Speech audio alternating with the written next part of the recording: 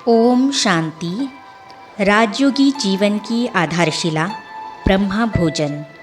इस पुस्तक में आज हम पढ़ेंगे ब्रह्मा बाबा एक एक ग्राही खाते शिव बाबा को याद करते थे। इस विषय पर ब्रह्मा कुमारी जयंती दीदी लंदन अपने अनुभव इस प्रकार सुनाती हैं।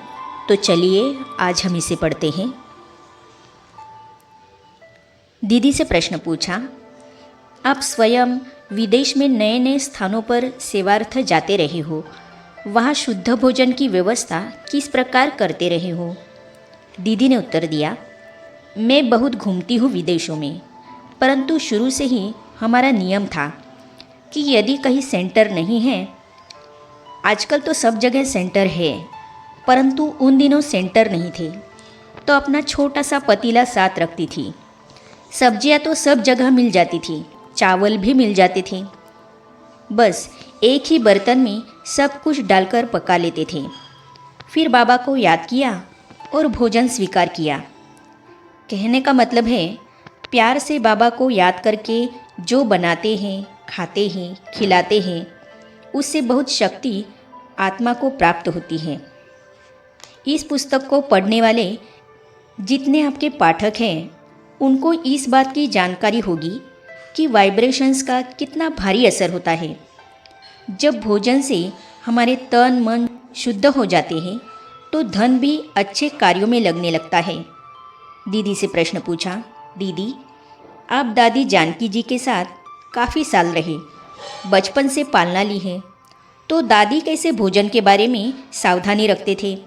उनके साथ के कुछ अनुभव सुनाइए।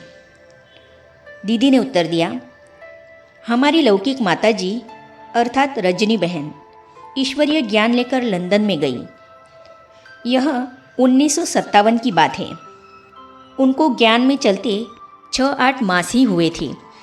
उसको मालूम था कि मुझे भोजन किस तरह से बनाना है और कैसे बच्चों को खिलाना है। वे भारत के सिस्टम के अनुसार ही सब करती रही।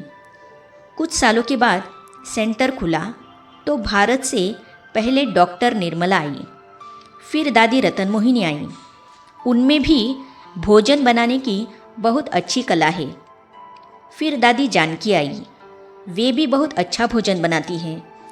तो वे जैसे दोपहर में चावल, रोटी, सब्जी, दाल, सलाद आदि बनाते थे, वही नियम चलता रहा।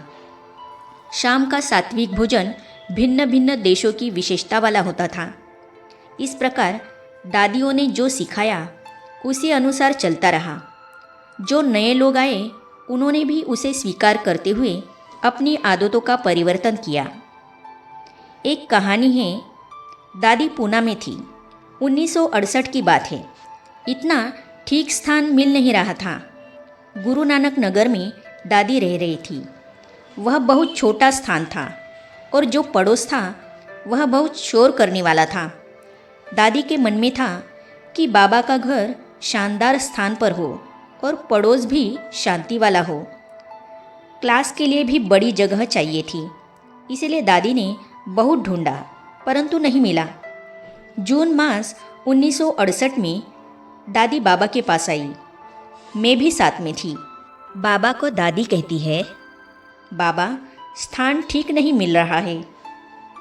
बाबा दृष्टि देकर दादी को कहता है, हुआ पड़ा है, तुमको आकर के चाबी हाथ में देंगे।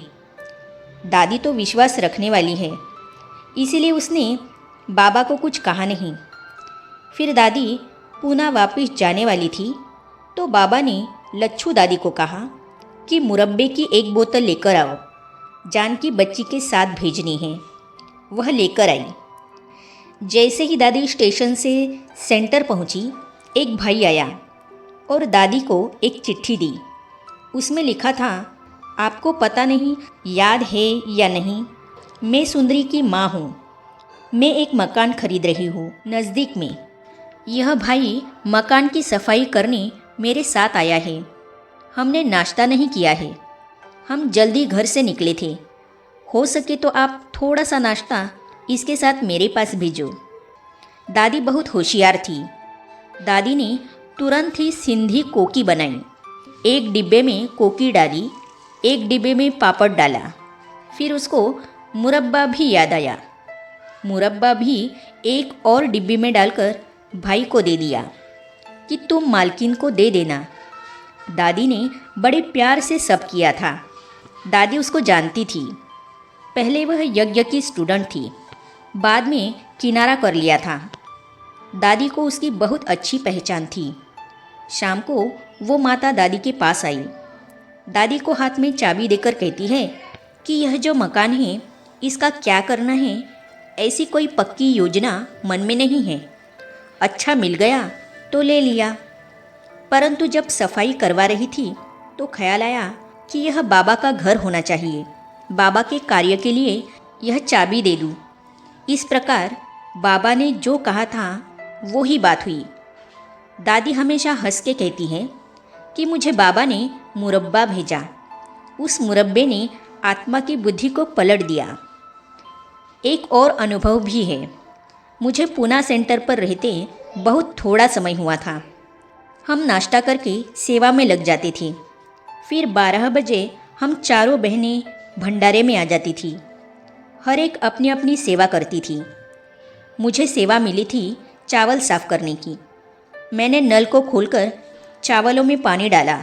फिर उनको धुलाई करके मैं उंगलियों के बीच में उनका पानी निकाल रही थी। मुझे पता नहीं चला कि दादी मेरे पीछे दरवाजे के पास खड़ी है और मुझे देख रही है। मैंने कार्य खत्म किया। 3 बार धुलाई करके चावलों को पानी में ही रख दिया। दादी मेरे पास आई और मुझे कहती है, जयंती देखो सिंक में क्या है। मैंने देखा कुछ कुछ चावल के दाने हैं, क्योंकि उंगलियों के बीच से पानी निकालते समय चावल के दाने भी खिसक जाते हैं। मैंने पूछा, दादी आपको कुछ कहना है? दादी कहती है, देखो ये जो दाने हैं ना, तुमने तो सोचा कि कुछ दाने हैं, परंतु जिस व्यक्ति ने बाबा के घर में दिए, बाबा को इनका 100 गुना रिटर्न देना पड़ेगा। तो ये 10 दाने नहीं, ये 10,000 दाने हैं। आप सोचो कि कितना नुकसान हुआ है बाबा के यज्ञ का। मैंने कहा, जी दादी मैं समझ गई।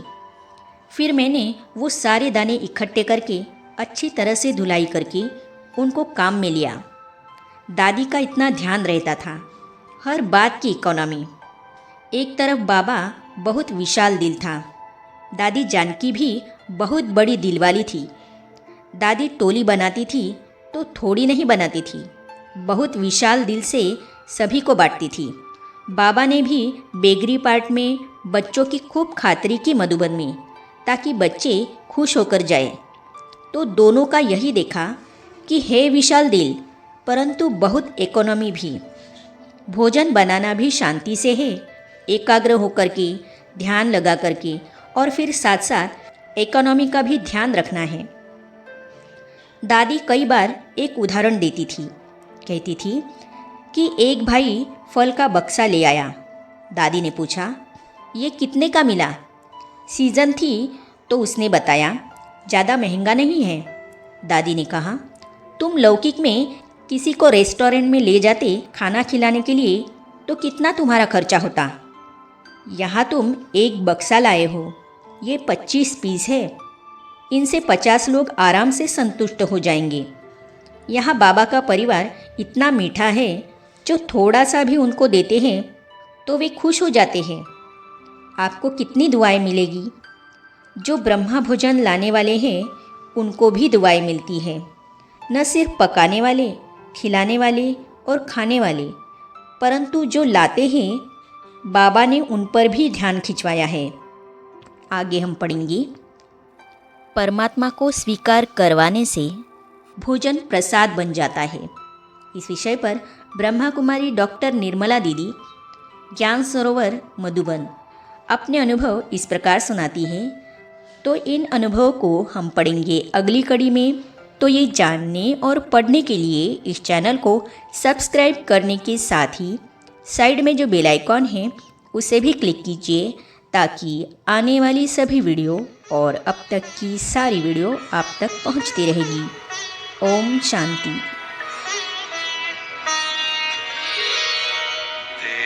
याद का अमृत पीते हैं, तेरी याद का अमृत पीते हैं, तेरी याद में जीते हैं बाबा, तेरी याद